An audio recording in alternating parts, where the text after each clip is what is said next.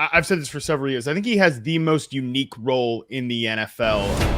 Look at the release. There's your separation. Great route. Stutter and go. Gets by clean. That is unbelievable. Maybe the greatest catch I've ever seen. Yeah, Cooper Kupp's role is probably the most. I've said this for several years. I think he has the most unique role in the NFL. And I think a lot of it is a credit to both of course, the player, obviously, because like Cooper Kupp is tough. He's rugged. He's really good in contested situations. He's good after the catch. He's just an overall extremely reliable player.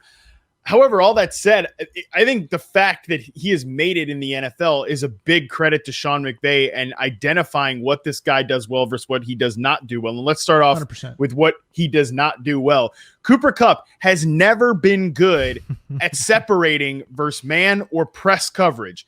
I wrote about this in his perception profile. He's never gone over 60% in success rate versus man coverage. He's been a sub 25th percentile type of player. This past year, it was a second percentile score against press coverage of 38. Right, 38.5. Like, that's not very good, right? He's never gone over the 10th percentile in any season recorded for reception perception and success rate versus press. But the next line in the profile basically goes on to say, and I would say this to anybody that wants to know, it doesn't really matter. It doesn't really matter because, like, Sean McVay looked at Cooper Kupp all those years ago, and despite the fact like he's a pretty big guy, he was the passing offense for Eastern Washington University or something like that. Yeah, He was basically the guy there. Sean McVay a lot of times will line Cooper Kupp up in such a way that he'll actually like chip defenders before getting into a route. That's like tight end stuff. You don't see a lot of guys that have WR next to their name doing that type of thing.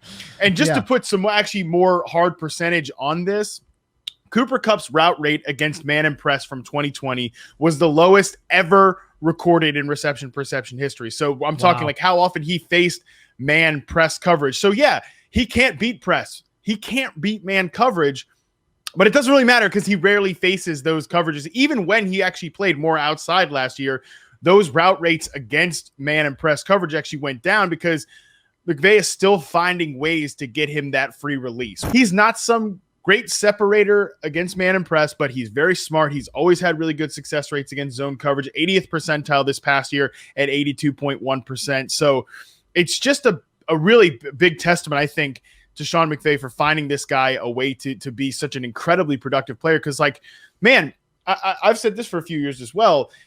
Spending so much time with wide receivers, inherently I'm spending a lot of time with quarterbacks, and you really get to know a quarterback through the receivers that they like.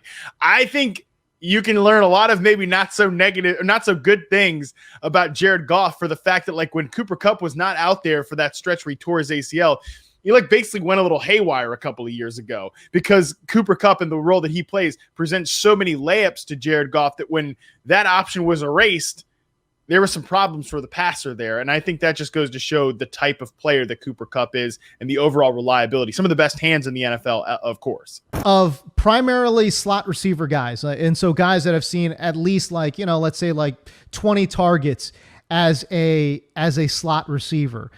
Cooper Kupp, to your point, did not see a lot of press coverage for whatever reason. Press coverage on just 11% of his targets as a slot receiver. And it's one of the lowest rates among primary slot receivers in the NFL. So, I actually can't find too many folks who are actually below that. I don't know that there's a better coach at creating layups for his quarterback, maybe this side of Kyle Shanahan than Sean McVay, right? Because there's just so many options available there. And I think that's what's going to be fascinating to watch this year is like, how do those guys fit in with Matthew Stafford? I mean, think about those years where Matthew Stafford and Golden Tate were like popping off together. Look at the success rate, on dig routes and stuff like that. Like, there are going to be some opportunities for Cooper Kupp to get open on some of those patterns that are more the intermediate areas, and for Stafford to push him those passes as well. Also, another interesting thing that I think is true about Matthew Stafford coming to the Rams and how it's just going to open things up for everybody else is you could really see last year just how much teams crowded the middle of the field because you knew that was where Jared Goff was going. Like he was going to push that ball to the middle of the field. He was not going to go anywhere else. Stafford's going to unlock the vertical outside patterns to the point where teams have to defend every area of the field. That's going to really lighten up that zone coverage over the middle for guys like Cooper Kupp. Just last note on Cooper Kupp and like press rates and all that. When you look at the bottom, let's say 1, 2, 3, 4, 5, 6, 7 guys in terms of the lowest routes against press in reception perception history, which of course our Sicko subscribers can access that. These are all guys who have let's just say guys who have seen lower than 10% press rate, 6 guys in reception perception history. 3 of those seasons are Cooper Kupp.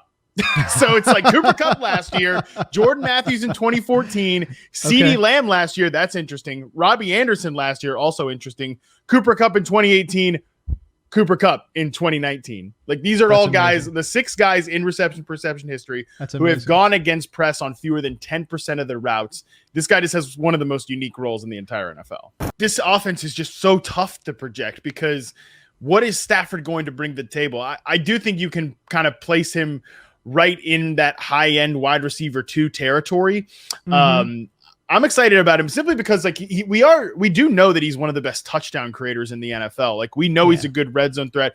We know he has great hands. The overall reliability is there. And the size, to your point, the size is there. Yeah. You know, exactly. It's not like he's one of these like midget, white guy slot receivers. Like no, like this is a big dude. You know. Yeah, exactly. I think those touchdown opportunities, like.